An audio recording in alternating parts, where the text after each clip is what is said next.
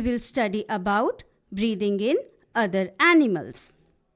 First of all, let us discuss why do we breathe. All organisms are made up of small microscopic units called cells. A cell is the smallest structural and functional unit of an organism. Each cell of an organism performs certain functions such as nutrition, transportation, excretion, and reproduction. To perform these functions, the cells need energy. Even when we are eating, sleeping, or reading, we require energy. But children, where does this energy come from? The energy stored in food is released during respiration. Therefore, all living organisms need to respire to get energy. During breathing, we breathe in air. We all know that air contains oxygen. In the cells, this oxygen helps in the breakdown of food. And children, this process of breakdown of food in the cell with the release of energy is called cellular respiration. In the cell, the food or the glucose is broken down into carbon dioxide and water using oxygen. When breakdown of glucose occurs with the use of oxygen, it is called aerobic respiration. Food can also be broken down without oxygen. This is called anaerobic respiration. Some organisms, such as yeast, can survive even in the absence of air, and they are called as anaerobes. They get energy through anaerobic respiration. In the absence of oxygen, glucose breaks down into alcohol and carbon dioxide, as we have shown you in this equation. Glucose breaks down into alcohol and carbon dioxide in the absence of oxygen. Children, even our muscle cells can respire anaerobically, but only for a short time when there is temporary deficiency of oxygen. During heavy exercise, fast running, cycling, walking for many hours, or heavy weightlifting, the demand for energy is very high, but the supply of oxygen to produce the energy is limited. In such situations, anaerobic respiration takes place in the muscle cells to fulfill the demand of energy. Have you ever wondered why you get muscle cramps after heavy exercise? The cramps occur when muscle cells respire anaerobically. During this process, the partial breakdown of glucose produces lactic acid. The accumulation of this lactic acid causes muscle cramps. Do you know, children, that we get relief from the cramps after a hot water bath or a massage? This is because hot water bath or massage improves circulation of blood, which increases the supply of oxygen to the muscle cells. The increase in the supply of oxygen results in the complete breakdown of lactic acid into carbon dioxide and water. Let us now study about breathing. For this, I would like you to perform an activity as per the instructions. Close your nostrils and mouth tightly and look at a watch. Children, how long are you able to keep both of them closed? And what did you feel after some time? So children, I think this activity has made it very clear to you that we cannot survive for long without breathing. Breathing means taking in air rich in oxygen and giving out air rich in carbon dioxide. Taking in of oxygen-rich air is called inhalation, while giving out of air rich in carbon dioxide is known as exhalation. The number of times a person breathes in a minute is termed as the breathing rate. A single breath means one inhalation and one exhalation. You can also count your own breathing rate.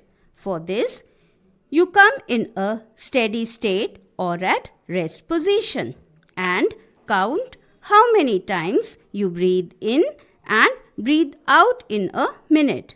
After this, you run for a little distance and as soon as you finish running, again count the number of times you breathe in and breathe out in a minute. You can even compare your readings with that of your friends. Generally, the breathing rate for an average adult at rest position is 15 to 18 times per minute, while it can increase to 25 times per minute if counted after an exercise. Whenever we exercise, we need extra energy. That means more oxygen is required. So, we start breathing faster. As a result, more oxygen is supplied to our cells. It speeds up the breakdown of food and more energy is released. Children, let us now study about the mechanism of breathing. Normally, we take in air through our nostrils. When we inhale air, it passes through our nostrils into the nasal cavity, and from here, through the windpipe, air reaches our lungs. Lungs are present in the chest cavity. This cavity is surrounded by ribs on both the sides, and a large muscular sheet called the diaphragm forms the floor of the chest cavity. Breathing involves the movement of the diaphragm and the rib cage. During inhalation, ribs move up and outwards and diaphragm moves down. This increases the space in our chest cavity, due to which air rushes into the lungs. During exhalation, ribs move down and inwards, while diaphragm moves up to its former position. This reduces the size of the chest cavity and air is pushed out of the lungs. These movements can be felt easily in our body. To understand the mechanism of breathing, let us perform one activity. Children, the material that we will require for this activity is a thin sheet of rubber or plastic, a wide plastic bottle, 2 balloons, and a Y-shaped glass or plastic tube. Make a hole in the lid of the bottle so that the tube can pass through it. To the forked end of the tube, fix 2 deflated balloons. Now introduce the tube into the bottle as you are shown here. Now cap the bottle and seal it to make it airtight. To the open base of the bottle, tie a thin rubber or plastic sheet with the help of a large rubber band. To understand the expansion of the lungs, pull the rubber sheet from the base downwards and watch the balloons. Next, push the rubber sheet up and observe the balloons again. Did you notice any change in the balloons? Yes, you will observe that when we pull the rubber sheet downwards, the balloons inflate, and when we push the rubber sheets up, the balloons deflate. This means that when rubber sheet is pulled down, it increases the area of the plastic bottle and air pressure inside the bottle reduces as compared to the pressure outside the bottle. As a result, air from outside rushes in and inflates the balloons. On the other hand, when rubber sheet is pushed up, area of the plastic bottle is reduced. This increases the pressure inside the bottle. So, air is pushed out from the bottle, which deflates the balloons. In this activity, balloons represent our lungs and the rubber sheet works as the diaphragm. Somewhat similar mechanism takes place in our respiratory system also, which shows that up and down movement of the diaphragm is responsible for the movement of air in and out of our lungs. Let us now try to understand how breathing in other animals takes place. Animals such as elephants, lions, cows, goats, frogs, lizards, snakes, birds, etc. all have lungs in their chest cavity, just like the human beings. But there are many other organisms which do not have lungs to breathe. Then, how do these organisms breathe? Let us try to find out this. First of all, let us take the example of cockroaches. Cockroaches and other insects have small openings on the sides of their body called as the spiracles. Insects have a network of air tubes called trachea for gas exchange. Oxygen-rich air rushes through spiracles into the tracheal tubes, diffuses into the body tissue and reaches every cell of the body. Similarly, carbon dioxide from these cells goes into the tracheal tubes and moves out through spiracles.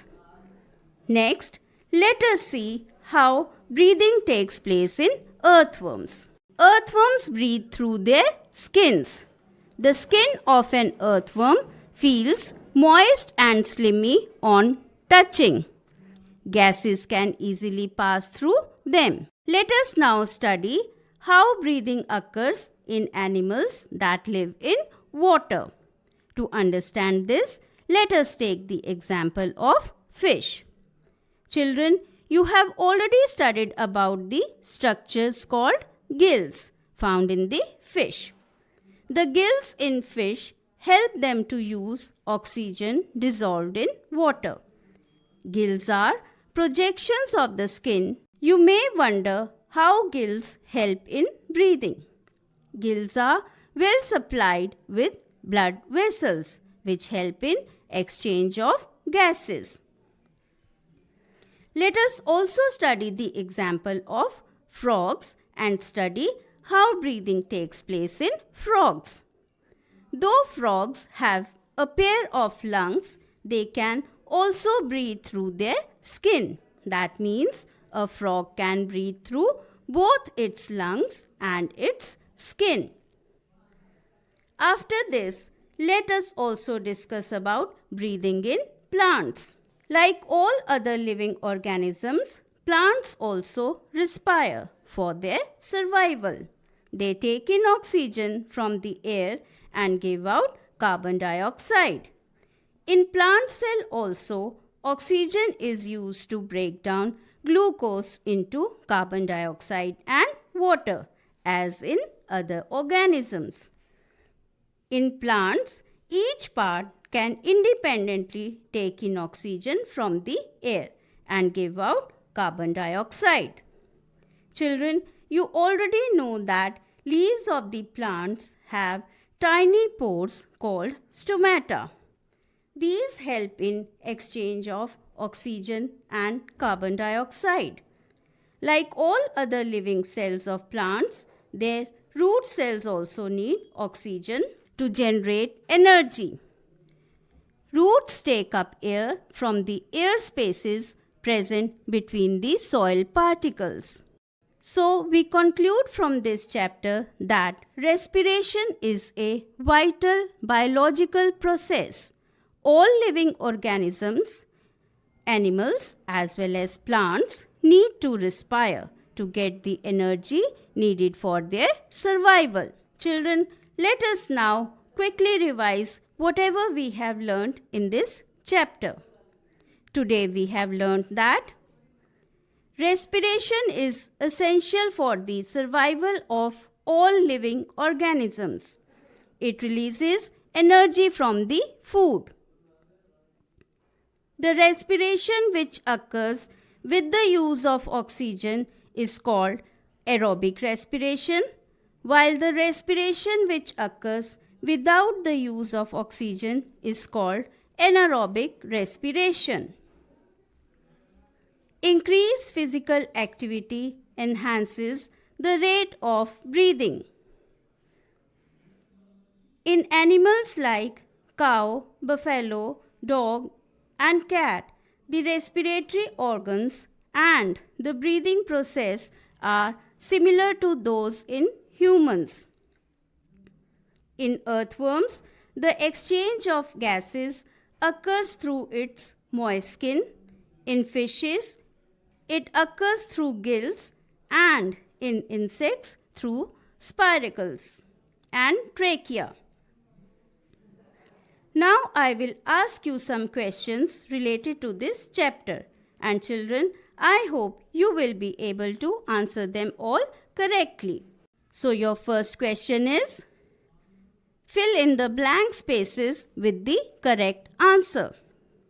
First one, in cockroaches, air enters the body through dash. Yes, children, the correct answer is spiracles. In cockroaches, air enters the body through spiracles. Next one, tiny pores present on the surface of leaves are called dash. And the correct answer is stomata. The next one, normal range of breathing rate per minute in an average adult is dash. And the correct answer is that it is 15 to 18 times per minute. In your next question, you are given some options in the answer and you have to choose the correct answer from the given options. So your first one is, the air enters the body of a cockroach or any other insect through. Your options are A. lungs, B.